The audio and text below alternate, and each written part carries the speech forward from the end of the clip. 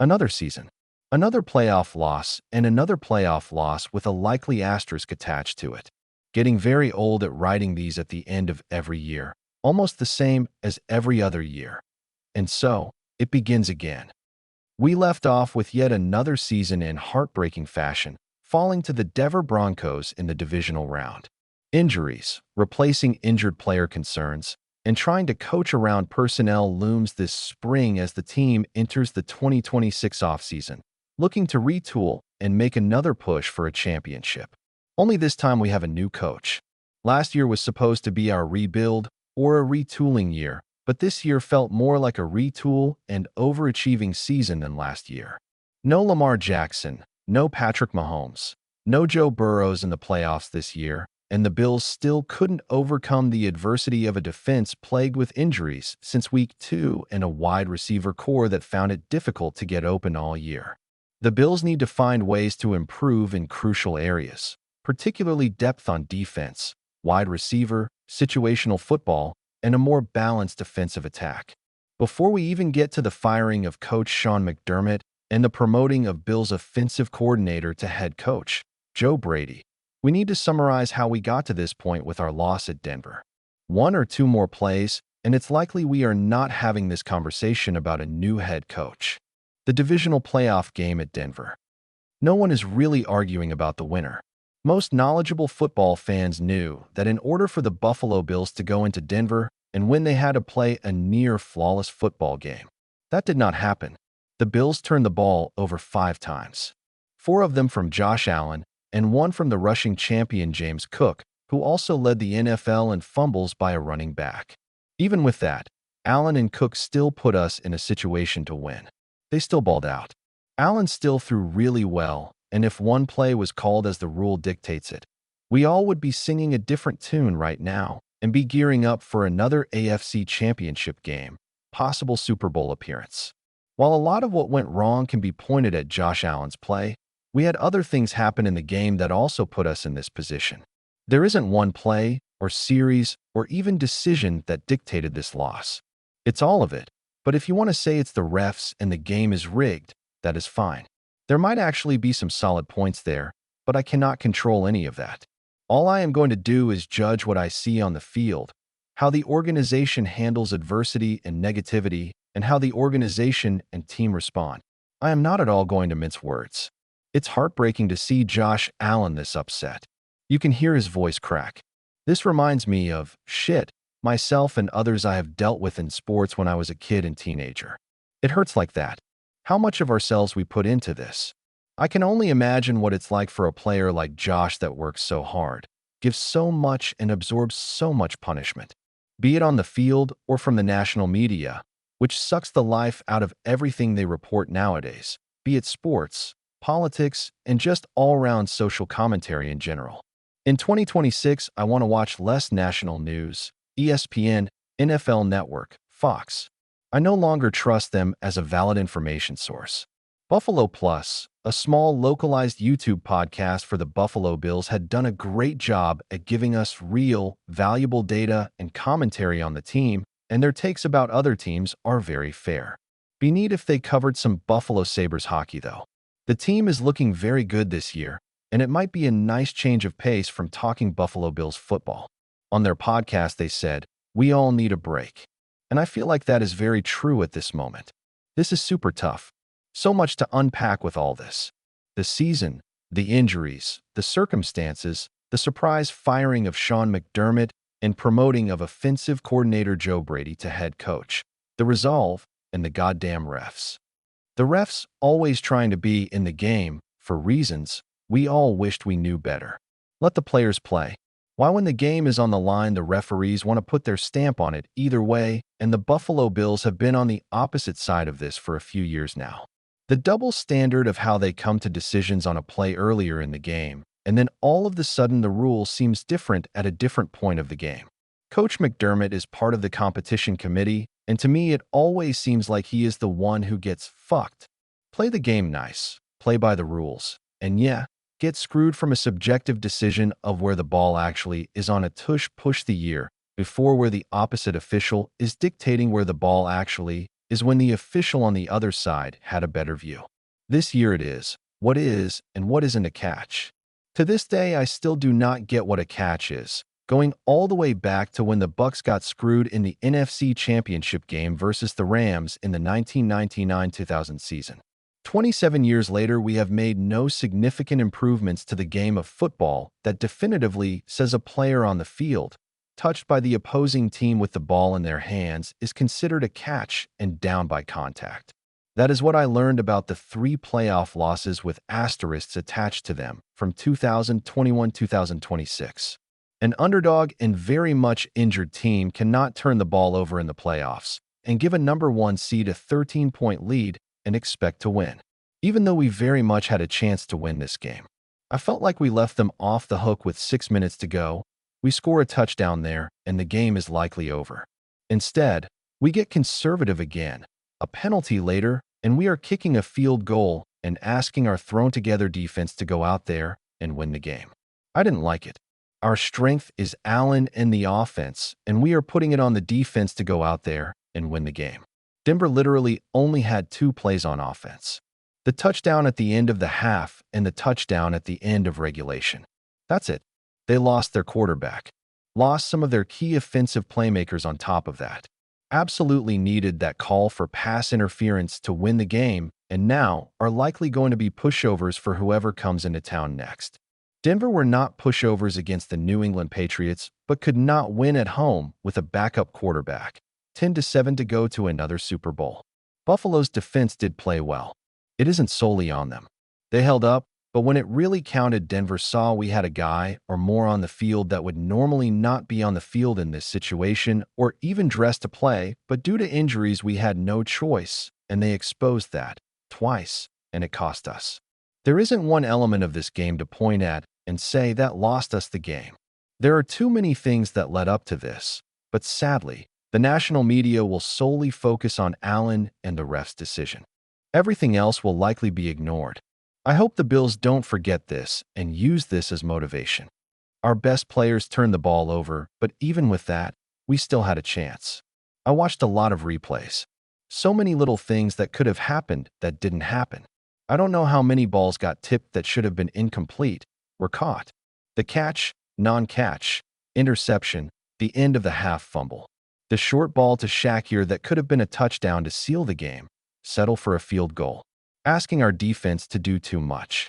Another ball Cook caught, but was said to be incomplete. The pass interference call at the end of overtime that was suspect at best and earlier in the game wasn't called. Now all of the sudden is a penalty and called. It's just insane how many things happened that went against us. And this goes back to the Kansas City game last year, where I felt the Bills needed to go into Kansas City and make a statement, played tight, and allowed Kansas City to stay in the game. I felt like that was happening in this game too.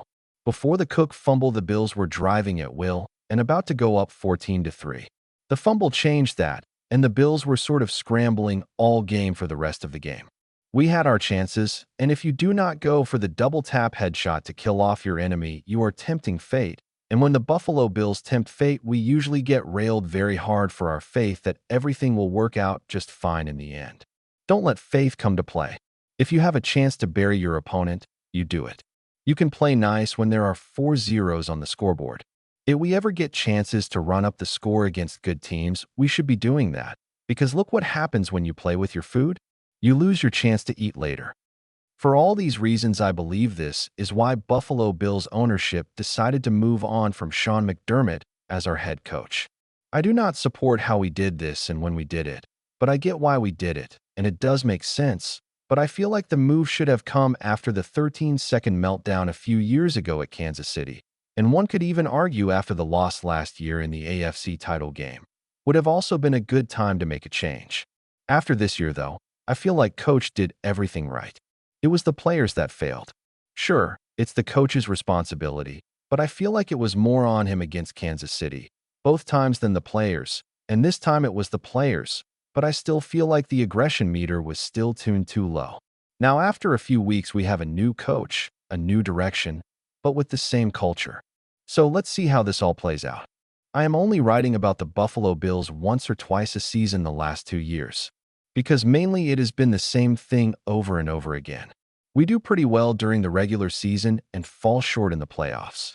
We really haven't had that dominate year that I thought we would have during this span of playoff appearances.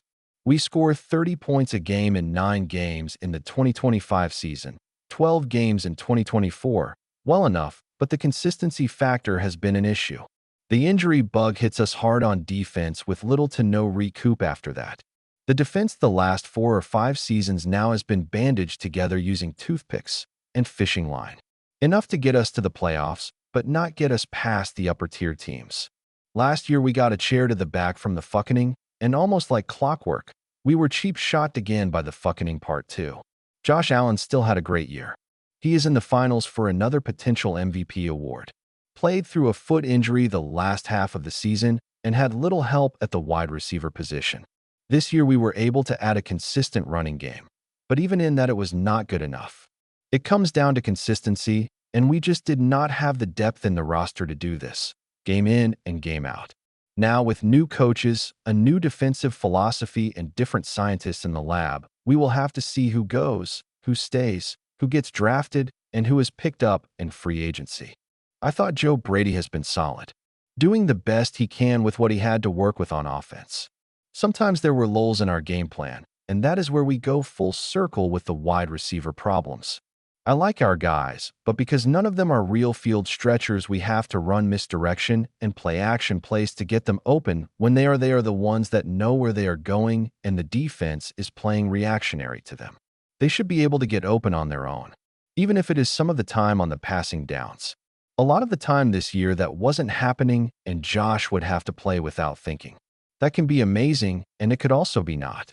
Brady might want to try something else with the guys we got. Perhaps the draft will shed some more light on what the Bills intend to do. I hope Brady is even more active during the game, calling his guy out and or take charge. Our coaches, dating back to even 2019, have a hard time adapting to their own football philosophy, situationally, as it happens in the game. We are still in the absolute worst stretch of situationally bad football I have ever seen by any football team. This is right up there with the Raiders' ability to always lead the NFL in penalties. The Buffalo Bills are the worst situational team I have ever remember seeing in the stretch that McDermott coached this team. Take all you have seen in the 9 seasons. All those losses at the very end of a game. Pretty much most of the playoff losses. Apply this. That in the situation, we don't always make the right or even best decision possible. That is what bad situational football means to me. I feel like this is a broken record with injuries. I know it is never if a player gets hurt, but rather when he gets hurt. Some teams are heavily affected by this.